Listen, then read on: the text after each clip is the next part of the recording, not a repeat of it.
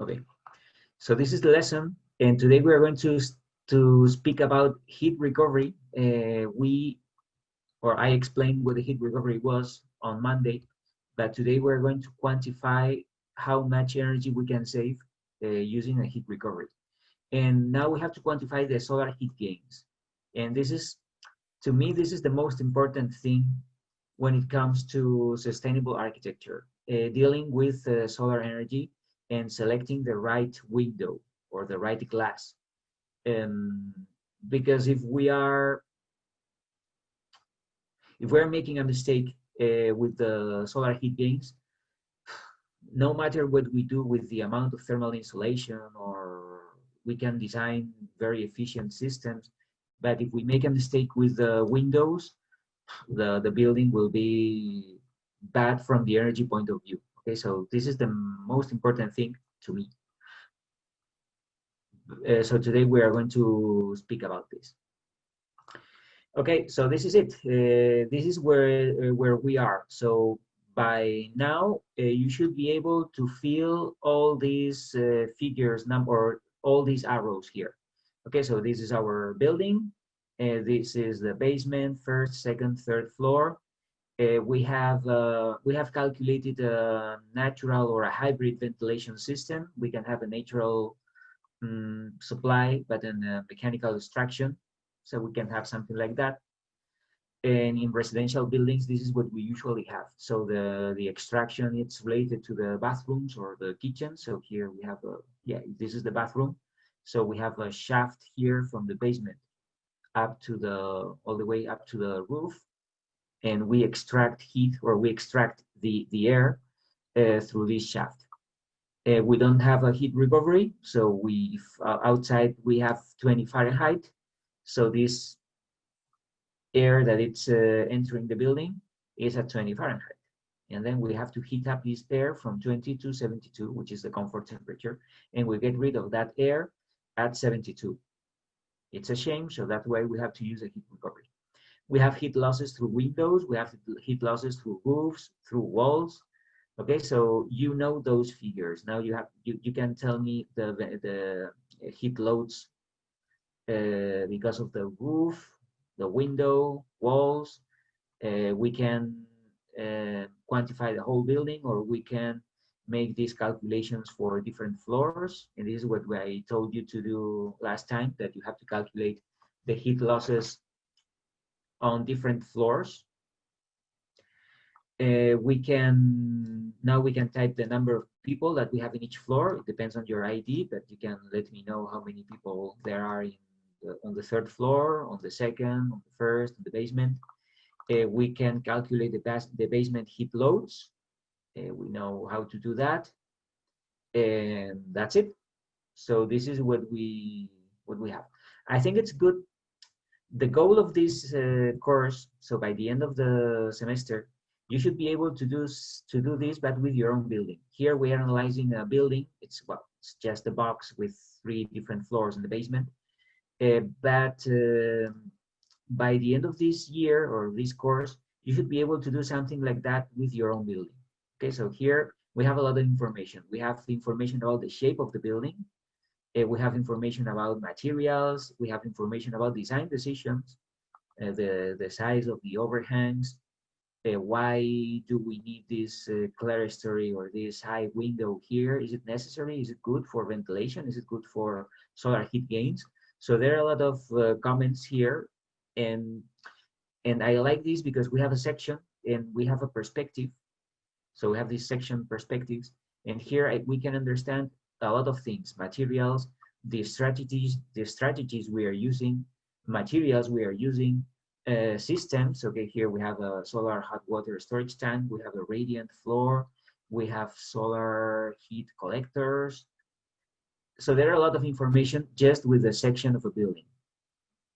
It's about the design itself, the shape, the systems, and other design decisions. Okay, so by the end of the year, I want to build pictures like this, but I want you to use your own design, your own building.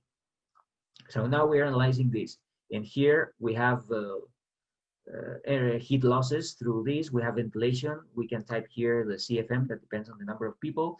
But I like drawings with data, okay? So it's not just drawings.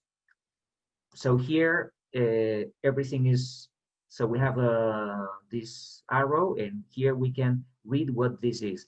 And here we have arrows, and they are related to a value. So here we can talk about BTU hours. So each arrow can be representing BTU hours through roof, through window, through the walls. And the CFM, it's the amount of the air, the airflow we need to ventilate this building. Okay, so there's a lot of information here. And by looking at this, I can see that there is no heat recovery, but this is a hybrid ventilation with mechanical extraction and in the bathrooms or in the kitchen, and natural supply through the windows. Okay, so this is the final slide of your presentation should be this, the summary of the building with all the values here. Today we're going to calculate the heat recovery. Okay, so we are done with the ventilation loads, but now we are going to go further because we have to save energy. We need ventilation, and well, probably 15, 20 years ago, calculating the ventilation loads would be enough. But now we are requiring to save energy. So that's why we have to use these heat recovery devices. So there are two kinds of heat recovery devices. We have the enthalpy recovery, and we have the sensible heat recovery. We explained what the enthalpy was in the psychrometric chart. Okay, if you remember the psychrometric chart online.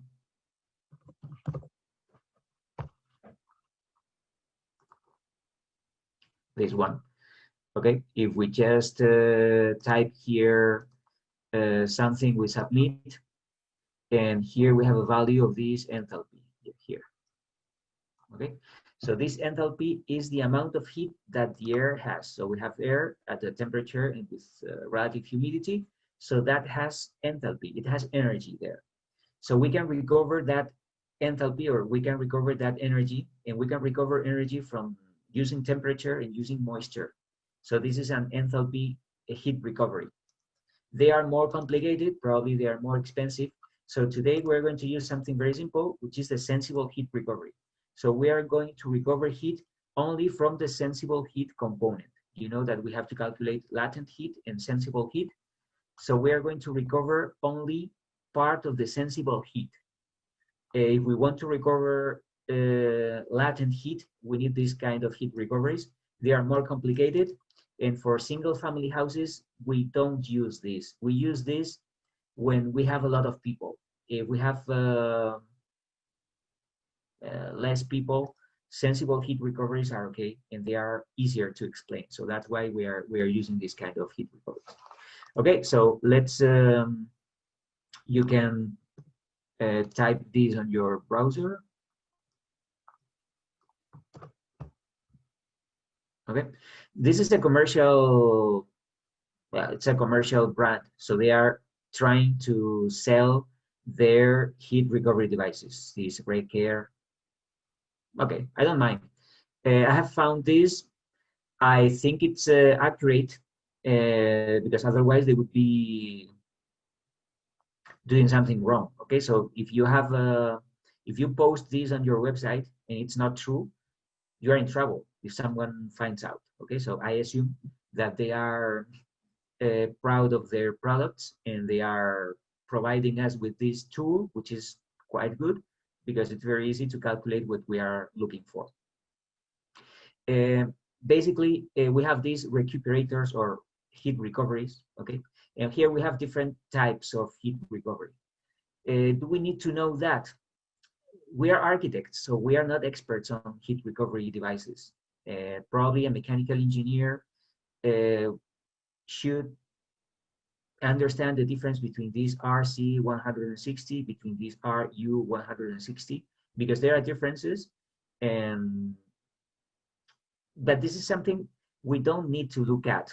We need to know basics, and this is what I want to explain you today, how we can use this website to quickly have an idea of the energy savings that we can get with all these products. Okay, so as you can see here, we have this calculator, and we have to fill in these blanks or these cells. Okay, and well, it's quite easy because here we have inside temperature, inside relative humidity, outside relative humidity. We know this because on the assignment, these are the outdoor conditions, 20 and 70%. Indoor conditions, it's 72 and 50%. So you can do it. So here the inside temperature is 72, the outside temperature is 20, the inside relative humidity is 50, and the outside relative humidity 70. Okay. Now we have to work with this flow. This flow. Okay, Jack, I know you're here, so welcome. So here we are going to calculate the flow. The problem is that the units are feet cube per hour, okay? Or cubic feet per hour. So what we have calculated is a cubic feet per minute. Okay, so you know that we have 20 CFM per person. Imagine that we have 5 people here. The occupancy is 5 people. So we have 100 CFM. Well, this 100 CFM, we have to turn this into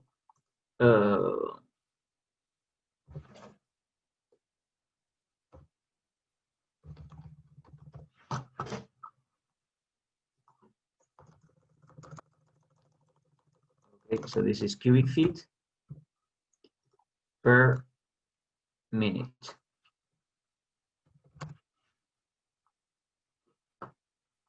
This is what CFM stands for. And now we know hours. We need cubic feet per hour. So we have to multiply this by, we know that 1 hour is 60 minutes. So we have to multiply this by 60 minutes. And we will have a cubic feet per hour. So if we calculate this, where is equals? So this is 100 CFM, cubic feet per minute, times 60 minutes. So this is 6,000 cubic feet per hour. Okay.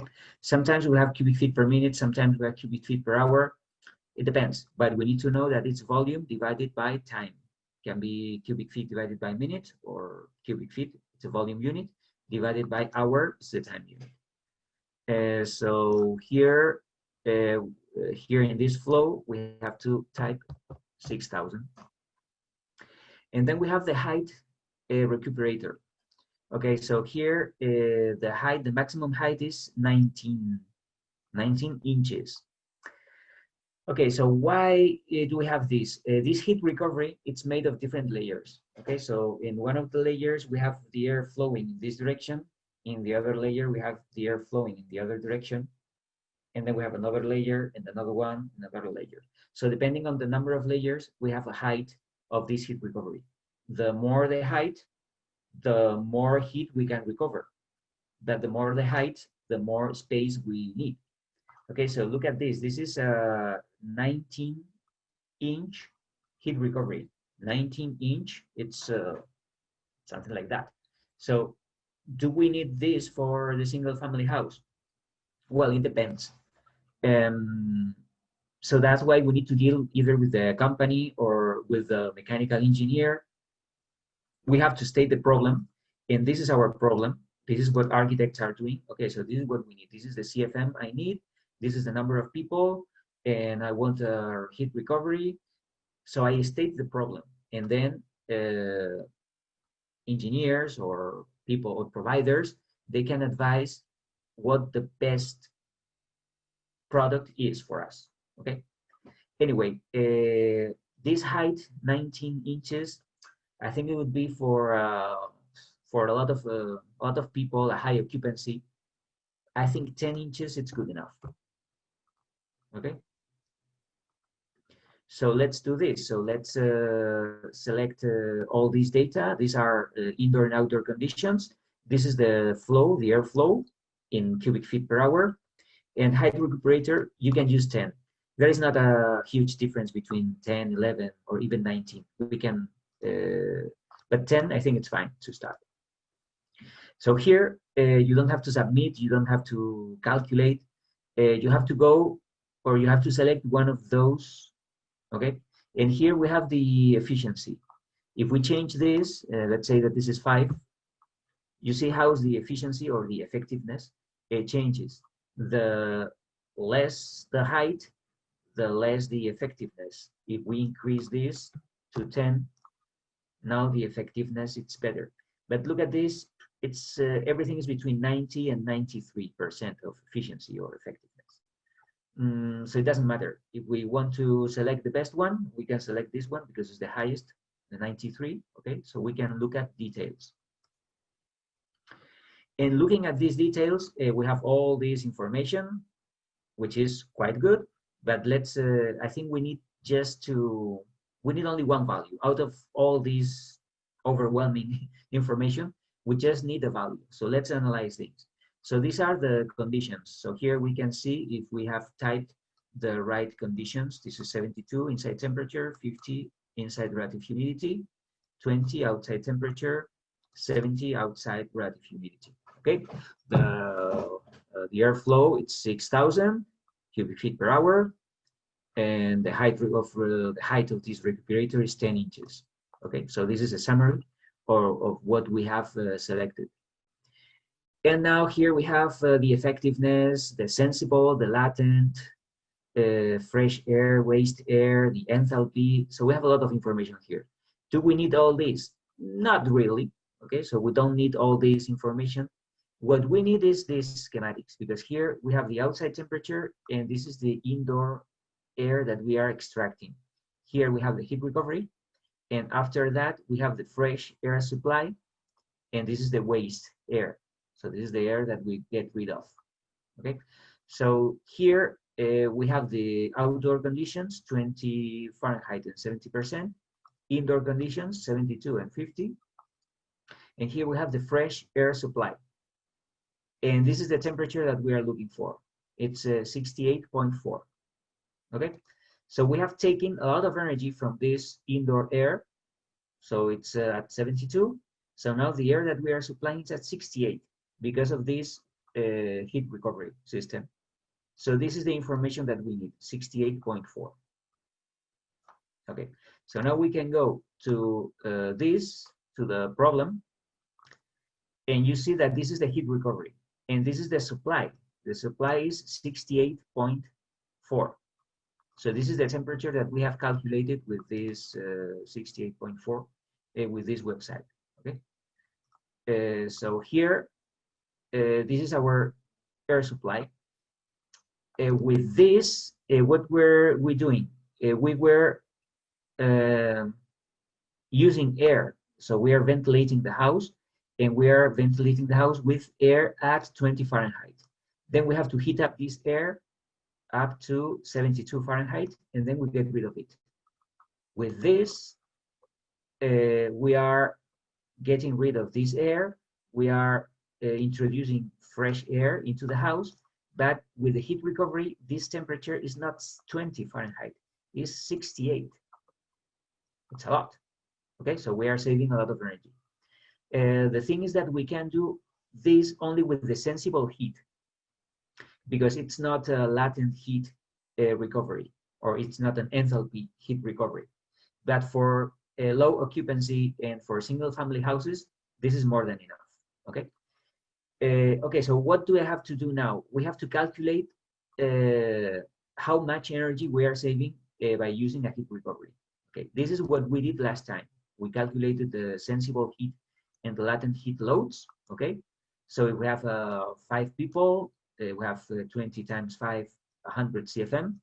So the sensible heat is 1.1 times 100 times indoor minus outdoor temperature. Okay, this is without the heat recovery. What about the latent heat? The latent heat is this 0.68 times 100 times wet bulb minus outdoor wet bulb temperature minus indoor wet bulb temperature. And this is it. We add these two things up, the latent heat and the sensible heat, and we have the total heat, the total ventilation load. Now we have a heat recovery. So for the sensible heat, we have the same heat capacity, it's 1.1, it's the same. We have the same CFM that we need, 20 times 5, so 100. But now we don't have indoor minus outdoor temperature. We have indoor temperature, 72, minus supply temperature. Why? Because the rest of in this problem, I have to heat up air at 20 to 72. Here, this preheating has been done in the heat recovery. So that's why we have saved a lot of energy, because now I can calculate this, and this is 1.1 times 100 CFM times 72 indoor temperature, but this is 68.4. Okay, and this is not 5,000. How much is this? 1.1 times 100 times, wait a minute,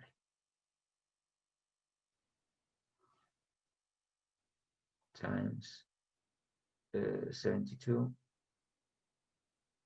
minus 68.4,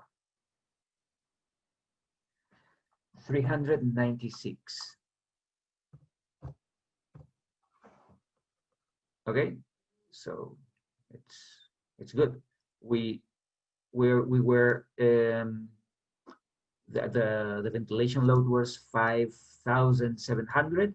Now it's 390. So we have saved a lot of energy, but we have saved energy from the latent heat, from the sensible heat. Sorry, the latent heat is going to be the same. Okay, so we are not saving energy from the latent component of our ventilation load. But what's the total now? Total equals 396 plus 2874. So this is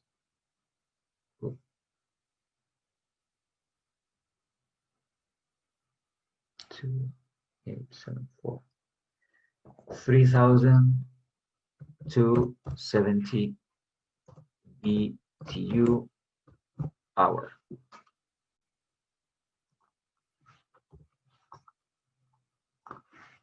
Okay, so what are the savings now?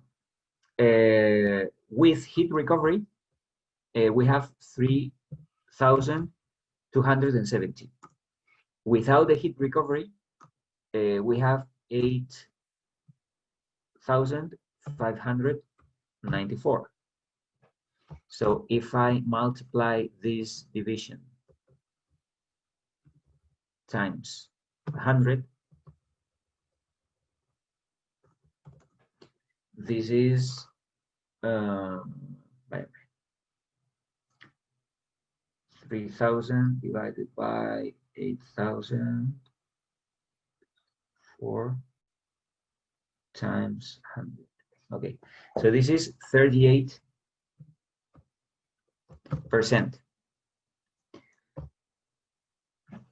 So I'm using, or I'm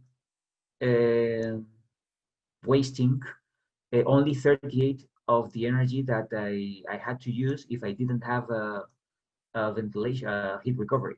So what are the savings? Savings, it's 100 minus 38, which is 62%.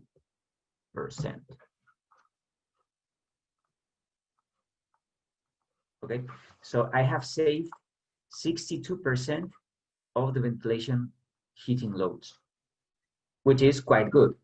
I told you on Monday that everything that is above 50% of savings, it's good. Okay, so if I have a 62%, it's quite good. So I can, it's worth it. If it's below 50%, well, it's not bad, but I wouldn't do it. But if it's above 50%, I think it's worth using this heat recovery for ventilation. Why? Because well, this is not for free. We have to spend money on the devices, then we have to spend money on the duct work. So we need a lot of we need good savings to make up for the upfront money that we have to pay. Okay? But I think 62, it's quite good. So that's it.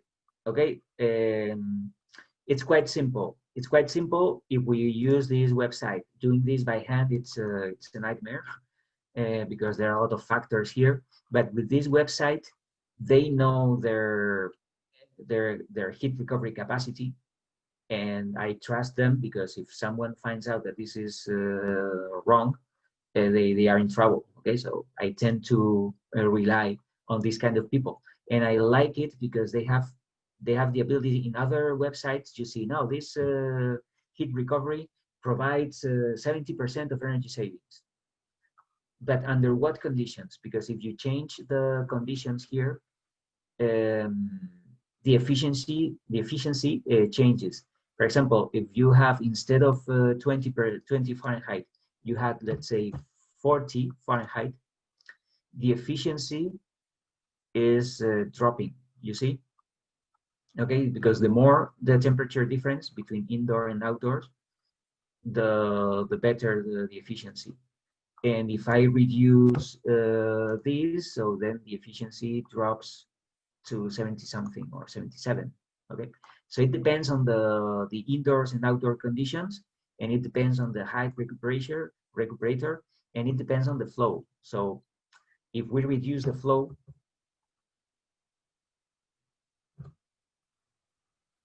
the energy efficiency gets better. But if we increase the flow, well, we don't have let's say 10,000. Okay, if we increase the flow, then we need more. With 5 inches, it's not enough, so probably we would need 15 inches, and now things are getting better. Okay, so it depends on a lot of factors. The efficiency, and then after doing this, I can go to the details, and what I need now is this temperature here, this supply temperature, and this is the figure that I have to take into account to calculate the energy savings, the sensible heat savings, because we are not saving anything on latent loads or latent ventilation loads. Okay, so this is one of the things that you have to do now. You have a figure, you have already calculated the total ventilation load without the heat recovery. So now you have to apply, you have 3 different floors with 3 different occupancies. So you will have different CFM. So you have to turn the CFM into cubic feet per hour. And then you have to use this website. And you can select always the same. I told you that 10 is fine. So you can do always this with the same element. So select the highest out of these efficiencies. You can select the highest, and this seems to be the highest always. Okay, this one. So you can use this one. And with this, you have to calculate this fresh air temperature. This, well, is this one. This is point number 4. This is point number 4, 68 and 68. It's the same.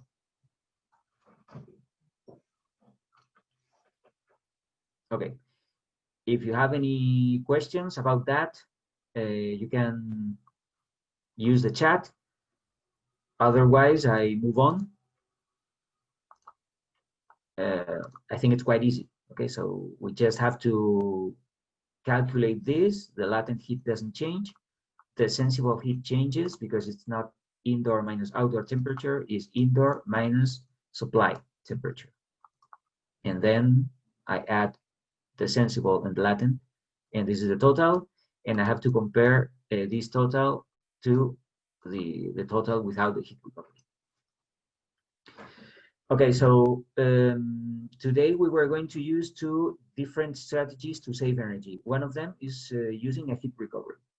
So it's not just okay, I use a heat recovery and I save energy. How much energy do we save? Okay, we have saved 62%. Okay, 62%. It's fine. The other strategy is changing the window. I think you selected the window. So on the first assignment, there was okay. So we have a window of 0.2. It's quite good, by the way. So this 0.2. But now we are going to use a catalog to select the right U value for these windows. Maybe we can improve this or maybe not. Anyway, we will select a catalog to do this. So I explained this. So I explained on Monday that we have solar radiation. Solar radiation, it's incredible because it's for free. We have all the energy we need on the planet. Okay, so if we can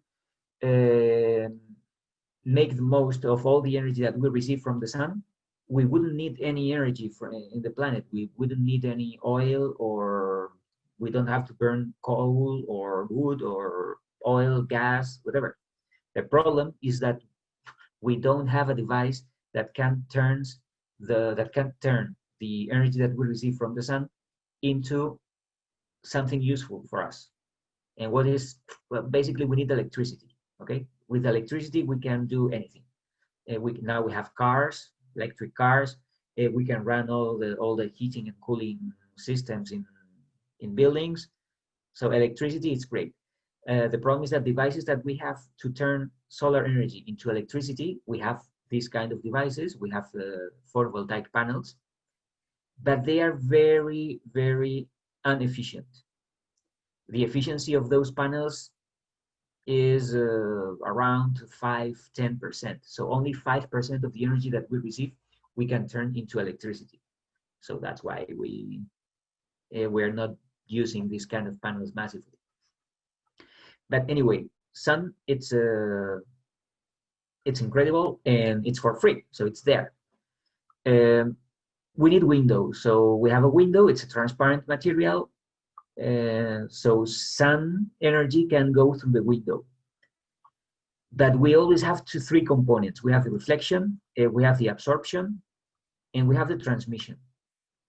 We are looking at transmission now, because the transmission is the energy that we have inside the building. Okay, so we have a certain amount of energy outside, and then through the glass, part of this radiation is reflected, part of this radiation is absorbed by the window, and we have transmission, and the transmission is what we have inside the building.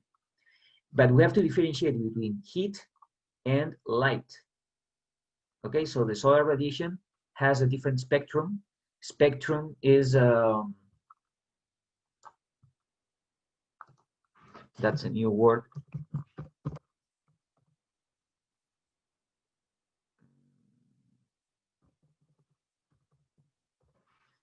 Spectrum is a graphic that relates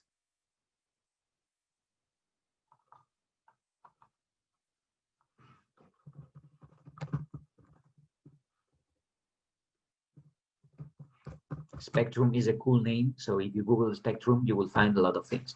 But solar energy spectrum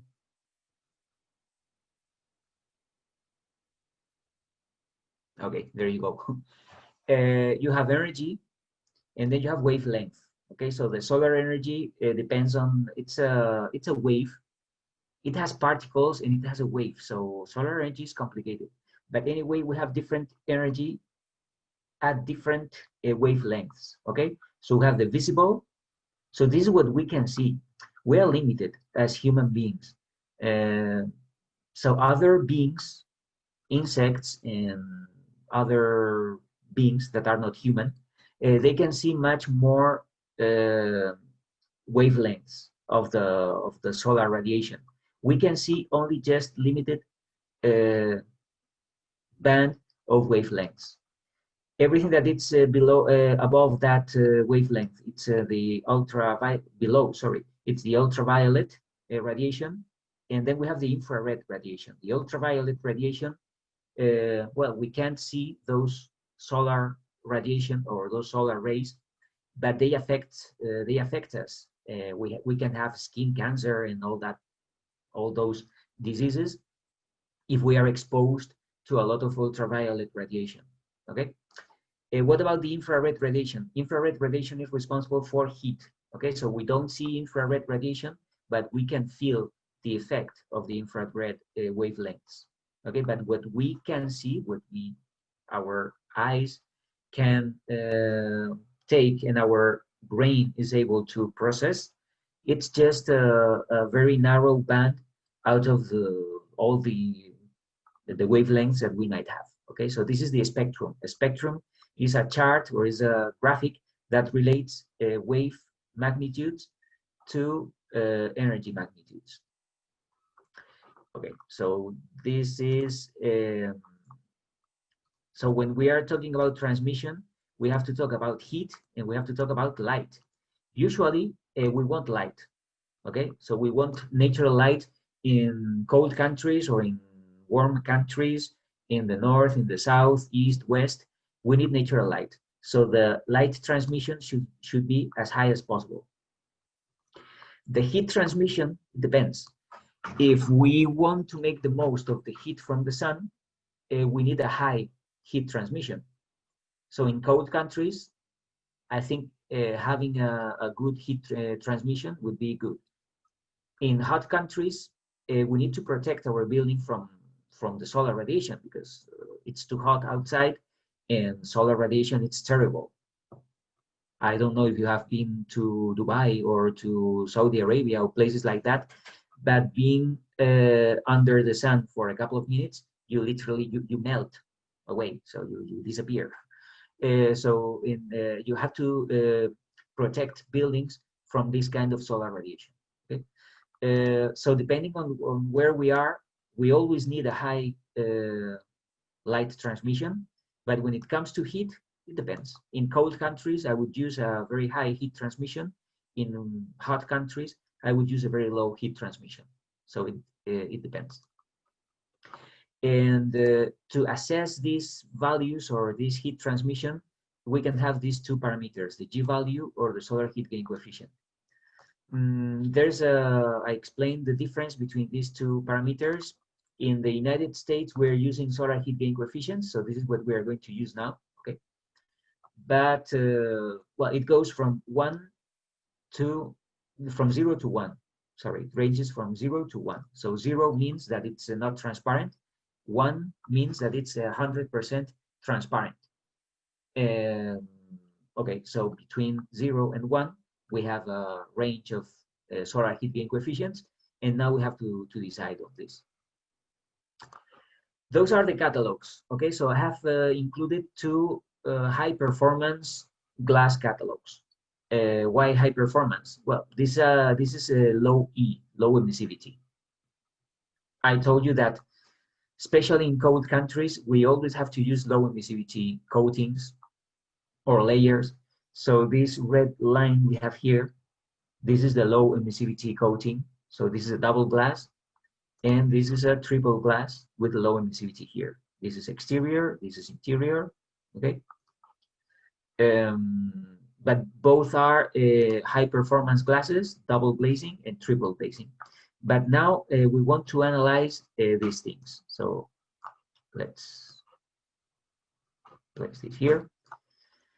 So the first, we have all this information. If we open a catalog, a glass catalog, we have all this information. This is the commercial name, all these first 3 columns, okay? And those are the parameters that we have to look at. So the first one, we have to look at the U value, okay? So we have U value, and we need this U value to be as low as possible.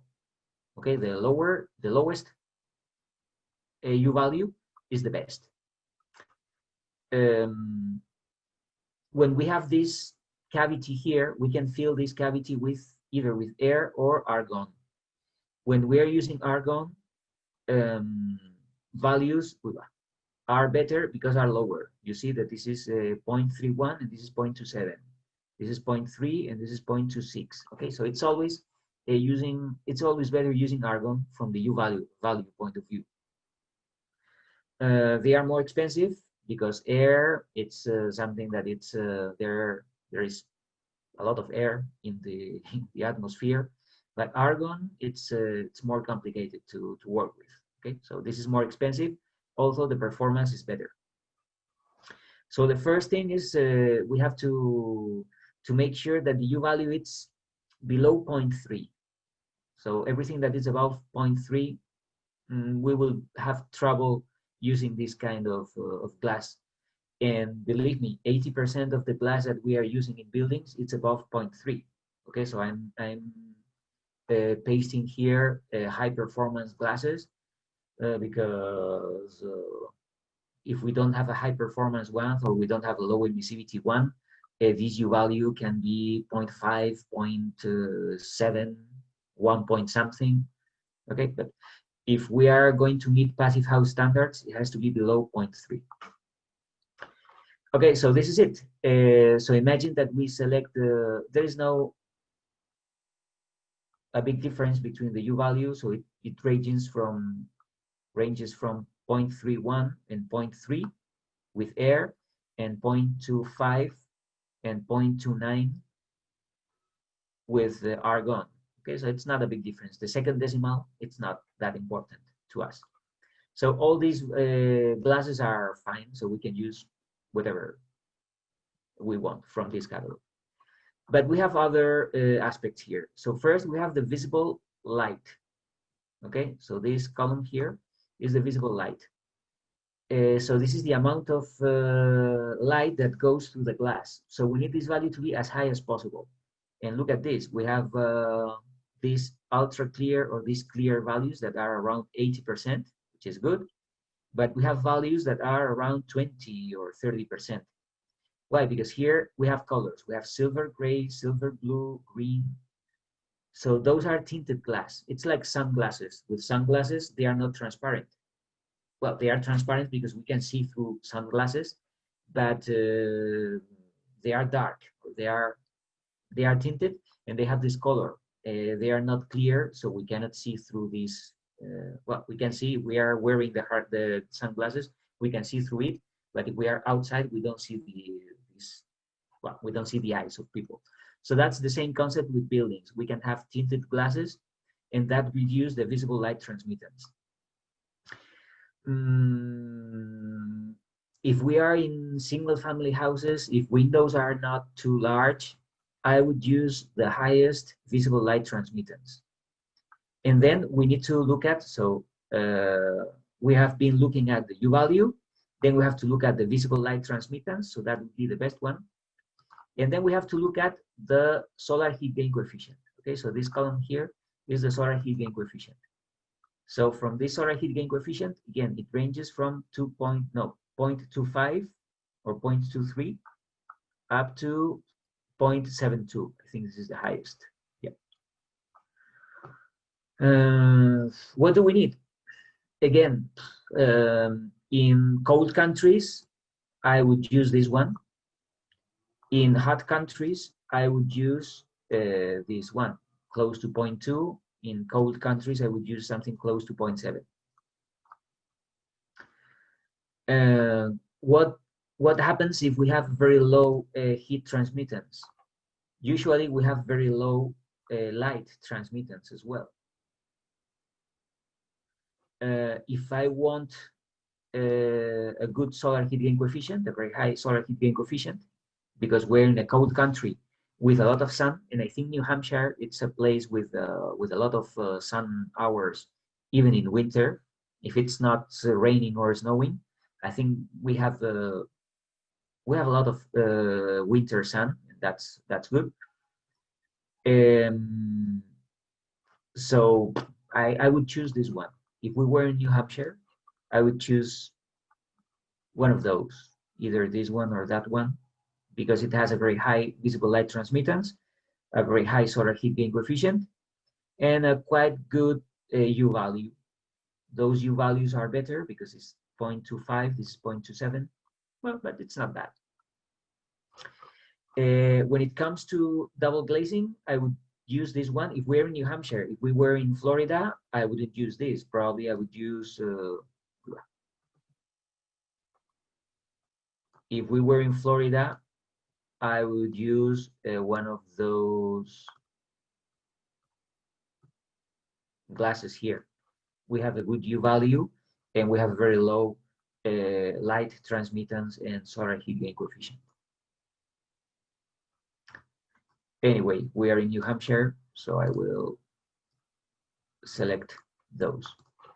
What about the triple glazing? The triple glazing, when it comes to U value, it's much better. Look at this. We can go up to 0.1, okay, 0.12 with the triple glazing filled with argon. So it makes a difference between something close to 0.3 to something close to 0.1. So I think it's worth having this kind of glasses. The thing is that what kind of visible light transmittance we can have, and the problem here is the solar heat gain coefficient. You can see here that the solar heat gain coefficients are very low, 0.2, 0.36, it's the maximum. Okay. And this is the visible light, 65. Yeah, I think if we were in New Hampshire, I would use this one with this solar heat gain coefficient. I don't know, is this better or that one? It depends, depends on the building. And it depends on the orientation, and we will look at it. So their orientation, if we are working with northern windows, I would try to reduce the U value. So I would choose this one because I don't mind the solar heat gain coefficient, because in northern windows, we don't have solar energy. If we were using in southern windows, I would use this. So that's another interesting decision that we have to make. Are we using the same glass in all the orientations of the building? I wouldn't do that. I would use this. We're talking now about cold countries. We're working in Keene, New Hampshire. So I would use this in the southern facade, and I would use this one in the northern facade. Okay, so we can specify this. If we are working with a single family house, it doesn't make any difference. But if we're working with a skyscraper or something like that with a lot of glass, it will make a huge difference selecting the right glass. Anyway, it's our decision, and we have to make that decision. Based on what? Okay, this is what we have to do now. Okay, so we already have calculated this. We have calculated the supply temperature for the ventilation, for the heat recovery. Now I'm working with the glass. So we have an outdoor solar radiation. This outdoor solar radiation goes until the window. We have the solar heat gain coefficient, and this is the amount of energy that it's entering the building, depending on this solar heat gain coefficient. Okay. And I'm doing this with a southern window and with a northern window. Okay, so in winter, the sun, it's always in the south. We don't have any sun on the north facade. The sun rises on the east, sets on the west, but most of the time it's facing south. Okay, so we are receiving direct sun radiation from the south in the south facade. Okay, what do we have to do now? We have to quantify this. We have to quantify the amount of solar energy we are receiving inside our rooms. Okay, so we are going to use two tools here. This is the first one. Okay, so you can type this on the browser,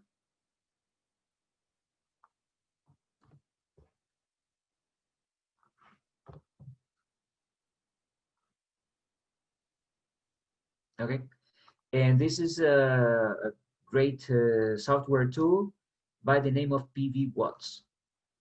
Okay, PV Watts. We use this to calculate the amount of solar energy that we can generate with our solar panels. But well, we're not going to talk about solar panels today, but we're going to use this to calculate the solar energy. Yeah.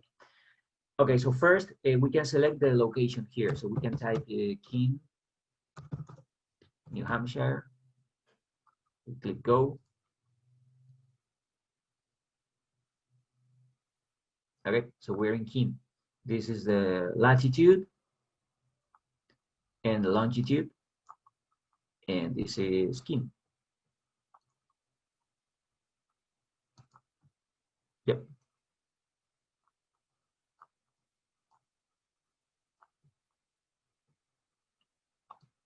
This is Keene, New Hampshire. Okay. So now we go to the next. Okay.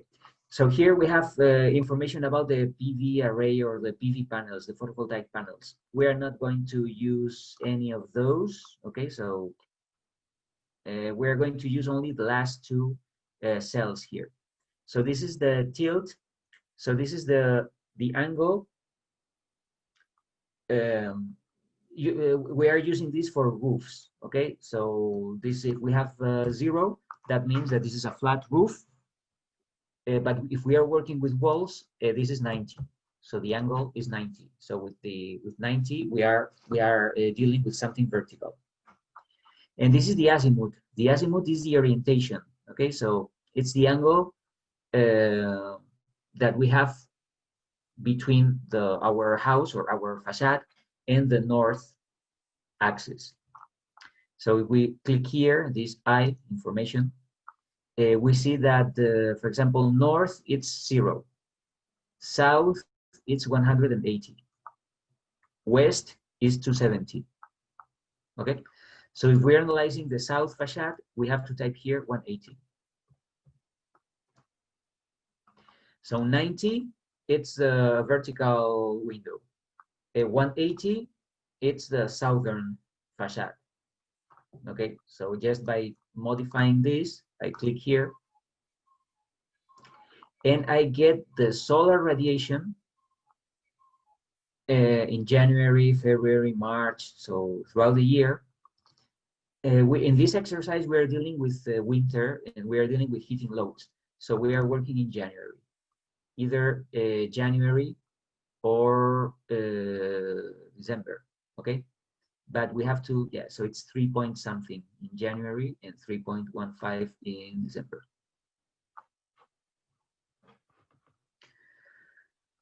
Okay, so we have to select, yeah, we can say that we are working in January, so this figure would be 3.8. This is the solar radiation. The problem is that this is an American website, that they are working with kilowatt hours, with international units, because everything that has to do with electricity, and this is to calculate the electric power of these PV panels, it's in international units, okay?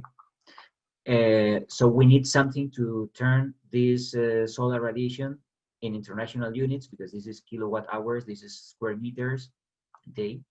We have days in all the units, but we need another tool. Okay, so I have downloaded this website from this Cold Climate Housing Research Center. Cold Climate Housing Research Center. So all these words are good to us because we are working on cold climates, we're working with houses, and research is always something good. Okay, so this is an Excel file. We can make this Excel file, but I have found this, so it's there, so we don't have to work with any other tool, because this is good enough, okay? But we would know how to calculate this, how to work with this Excel file. Anyway, here you see that we have the solar radiation. Here we can enter data from PV watts. Okay, so we can enter, if we are doing this on a yearly basis, we can type all the data or all these figures that we have in January, February, March. Okay, but we're working only in January. So what we are doing, we have to type here the value that we have calculated here. It's 3.8. Okay, so this is what I have done here. I have typed 3.8. Here, before that, we need to enter the solar heat gain coefficient for Windows. Okay, so here, this 0.3 is the solar heat gain coefficient. We have to take this from the catalog. Okay, so we have used this catalog. So if we are using this glass here, our solar heat gain coefficient is 0.72. Okay, so let's use this 0.72. 0.72. Okay, and this is the area of Windows. So now we have to go over the assignment, and that was the area of Windows. If you remember, we had on the south elevation, we have 9 units, 6 times 4 feet each. Okay, so it's 9 units times 24, so it's 216 square feet. Well, it's 216 because I've done it before. Okay, so this is the solar heat gain coefficient from the catalog, the solar heat gain coefficient, and the area of Windows from the assignment. We have to do it twice because we have a southern facade and we have a western facade. So we have to do it twice. Now we are working with the southern one. Okay, so by doing this, I have typed here the solar radiation from PV watts. This is my solar heat gain coefficient. This is the area of my windows. And this is the total BTU energy per day. Okay, so this is the, it's quite simple because this is the solar radiation, and then we have to multiply the solar radiation times the solar heat gain coefficient times the area. Okay, I think it's written here. Yeah. So this is the formula to calculate the solar heat gains. We have the solar radiation. This I stands for solar radiation. It's irradiance, but well, it's solar radiation. Solar heat gain coefficient times the area of windows. So that's why in this Excel file we have the solar heat gain coefficient, we have the area of windows, and we have the solar radiation. The problem is that we need to change units because these values from PV watts are coming in international units, and now we have BTUs. Okay, so this is the value. It's 180,339. Let me write it down. 187,339 BTU. Remember the units. This is BTU. So here on this one, we can calculate solar heat gains.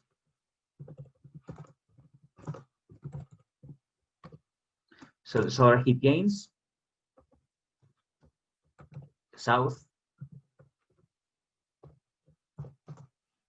is 187,339 BTU per day.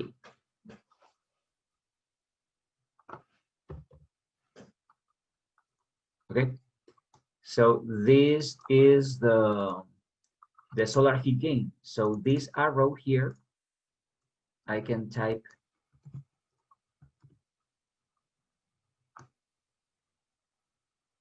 this value.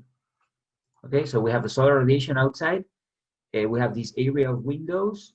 So this is the actual energy that we are getting into the building.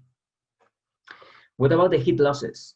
Okay, we know that or we know how to calculate that. What is the U value of the windows? Now we have to calculate the U value of the window that we have selected.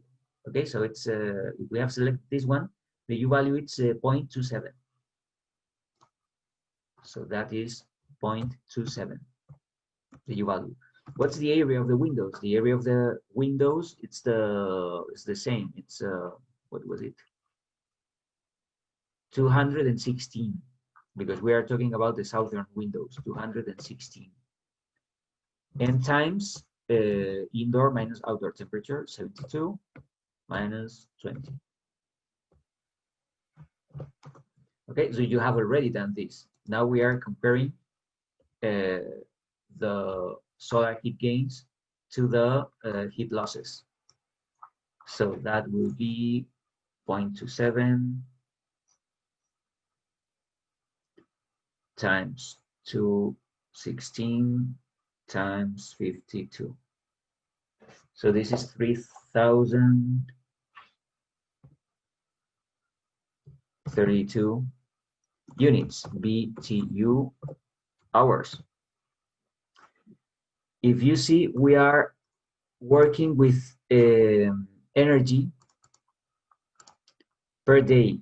So here we have to multiply times 24 hours per day. So that will be times 24, 72,783 BTU.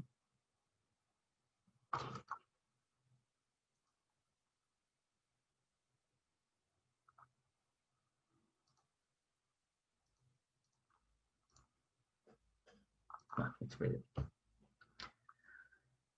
Okay.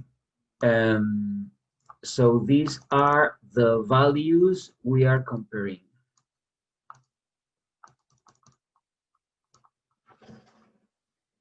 What do you think? Is it good or is it bad?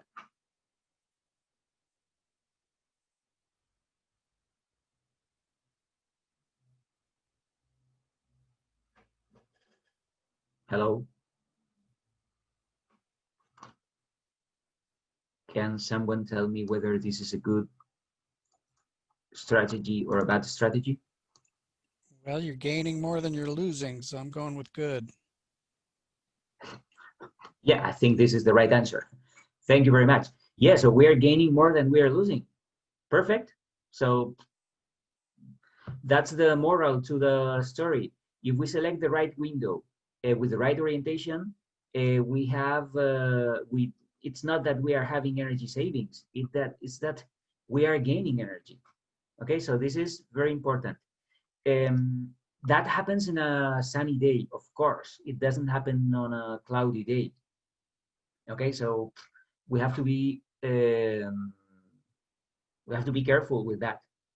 But in sunny days, we are gaining more energy that we are losing.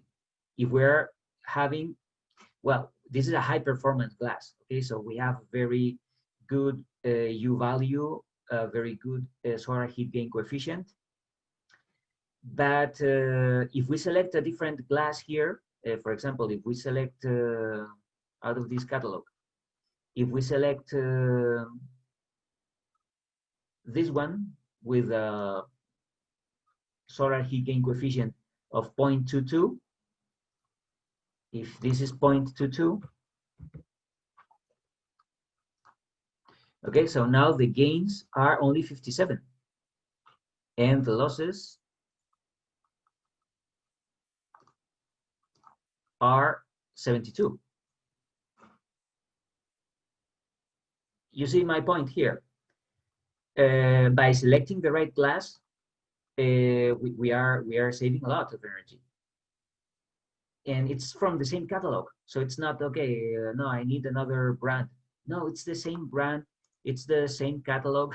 It's on the same page. Okay, but if I select this or I select this one, there is a huge difference, and it's the difference is not in the U value. This is 0.27 and this is 0.26. Doesn't make any difference. The difference is on the solar heat gain coefficient. Okay, so be careful with the glass, because it's not about which glass do you want to use. I don't mind glass. No. Okay, because there are a lot of components in glass. We have the U value. We have to select the lowest U value. Then we have to select the highest visible light transmittance. And then when it comes to the solar heat gain coefficient, it depends. I wouldn't use this one in Florida, this one with 0.7, but I wouldn't use this with 0.2 in New Hampshire. Okay, so this is good for New Hampshire, and the other one can be good for Florida or California, or a warm place. Okay, so this is it. But we get to know this by without calculations. We don't know anything. Okay, we can have the intuition. Okay, I think this is better than that, and if you have done this many times, you see, okay, now you look at this. We are in New Hampshire. Okay, I have to select this one. But if you run these calculations, you can say, okay, apparently I have made a good decision, because I'm gaining energy in a cold day, in a cold sunny day. I'm gaining energy through the glass. If you place this glass on the northern facade, the same amount of glass, exact the same kind of glass, in the north, you don't have any solar gains, because the sun, it's on the south. It's in the south. It's not north. But you have losses. The losses are the same. Okay, so selecting the same area of glass, the same shape of the window, the same material, the same U value, the same solar heat gain coefficient. If you place this glass in the north, in the northern facade, you are losing a lot of energy. But if you place the same glass in the south, you are gaining a lot of energy. Sometimes it's not, I'm not telling you that you only have to place windows in the south. Sometimes you can have a very nice view in the facing north, and you might have something very ugly in the south. So you are not forcing people to look at something ugly because you are going to gain energy. Or yes, I don't know. It's you have to talk to your client. Okay, do you want to see this very nice northern view, or do you want to see a landfill in the south, but you will be very efficient from the energy point of view? I don't know. Maybe they are crazy and they decide on the ugly landfill instead of the beautiful lake to the north. But anyway, we have to make decisions, and decisions are not easy, and there are a lot of components. We have our design, the building design. We have the orientation. We have the views. Views impact our buildings, because if we have beautiful views with a bad orientation, we have to make decisions. Okay. But if we are not looking at the views, we are just focusing on the energy problem, facing south, it's the right decision for windows. Solar heat gain coefficient, high solar heat gain coefficient, it's a good decision for sunny, cold countries.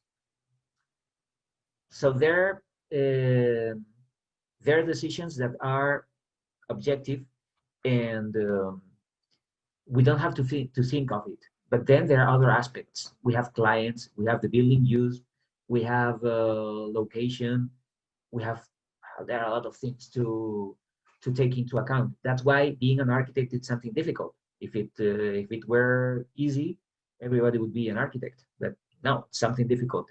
We have to make a lot of decisions, and sometimes we fail making decisions. It doesn't matter. So I mean, everybody fails, and that's it. But next time we have to learn from our mistakes, and next time we have to make it better. Okay, so this is it. We have two strategies to save energy. First strategy, using a heat recovery. By using a heat recovery, we have this supply temperature, and if we have a different supply temperature, we can calculate the new sensible heat, and the latent heat will be the same, but now we have savings. This is the energy that we used without the heat recovery. This is the energy that we use with heat recovery, and we have a 62% of energy savings. Great.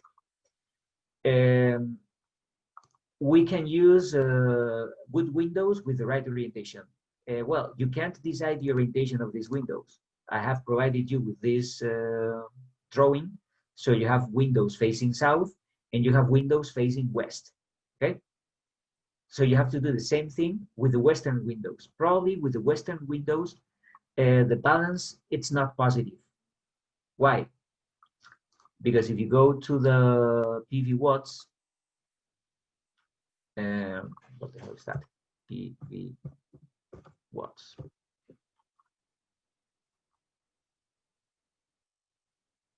Okay, so we're in Keene, New Hampshire. Go, there you go. Okay, so it's 90, it's vertical, but the azimuth is not 180. We are in, okay, so north is 0. So here we have to type 0. So if you click here, okay, this is the solar radiation in January on a western wall or western facade. It's only 0.52. Okay, so you have to go here. You have to type you have to type here 0.52. You need to select the right solar heat gain coefficient, the right amount, but that would be different. Okay, so we need now the balance in the west. So I have yes, I've been working with the southern because I knew that the south is going to be good, but the west, I'm not sure. Probably the balance in the west is not positive, so we will be losing energy through western windows. Anyway, maybe there is something outstanding facing west and we have to look at it. I don't know. Okay, or maybe we are in a corner and we don't have any windows here, and we have to open windows to the west because we need natural light in this orientation. So it depends. There are a lot of factors affecting our decisions, but now we are just considering the energy point of view. What do you have to do? Well, by the end of your presentation, you should have something like this. Okay. So with this drawing, I have a lot of information here. So you can type the number of people. It depends on your ID. So different students will have different people on different floors. The indoor conditions are the same for everybody. So we have 72 and 50%. The outdoor conditions are going to be the same. Yeah. But here we can type your actual heating loads through the roof. Okay, so if you have already calculated this, maybe this is, I don't know, 332 or 33,500 BTU hour. Okay, so you have already calculated the thermal loads through the roof. Okay, so this arrow is connected or is linked to this value. You have calculated the thermal loads through that window. Okay, so type here the thermal loads of windows, the thermal loads through the wall. Here you can type the CFM of different, I don't know, maybe this floor is 100 CFM. But this one can be, I don't know, 250 CFM. Okay, so in different floors, you have different number of people. So you have different this. The supply temperature, we agreed that it was 78, but it's 78 with this CFM. Maybe this one is only, I don't know, 65, whatever, but this is 68 and this is 65. I don't know.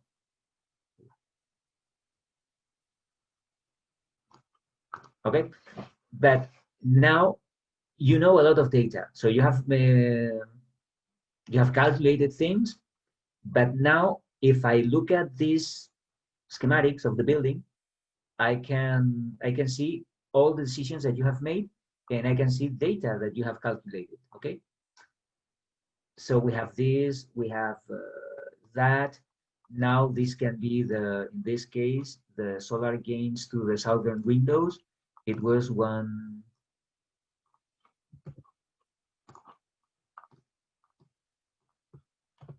Okay, 187. So you know what I mean. The final slide of your presentation should be something like this. It's a summary of everything you have done so far. But we need a summary, a graphic summary like this one, and we need a summary with calculations. Okay, so that will be the. So this is what you have to submit by the midterm presentation. First, you have to submit the PowerPoint file on Canvas, and then on Monday you will be talking about this, your assignment, for 5 minutes. And this is the table of contents. Okay, so you have to define the building envelope. You have to talk about the details, describing the layers, the materials, thicknesses. Then you calculate the U walls, the U value of walls, the U average of roofs. You calculate thermal loads from the envelope. Then you calculate the ventilation loads. And now we have the improvements. Okay, so there are 3 things we can do. We can increase the thermal insulation. So you can do the same. This would be like a bonus.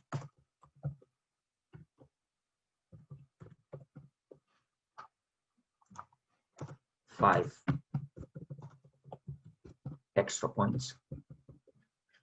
Okay, if you do this, it's not required, but you can gain 5 extra points on the assignment if you increase the thermal insulation by 1 inch. Okay, so you calculate everything again, all the U values again, the thermal loads. Okay, if you do that, you will gain 5 extra points. We have to replace the window, so we have to select a window from the catalog, and you have to let me know what kind of window you have selected. This is a neutral 7865, ultra clear, with a visible light transmittance 81, the solar heat gain coefficient point this, and the U value that. Okay, so you need to select, so you need to write the name and these 3 parameters: the visible light, the U value, and the solar heat gain coefficient.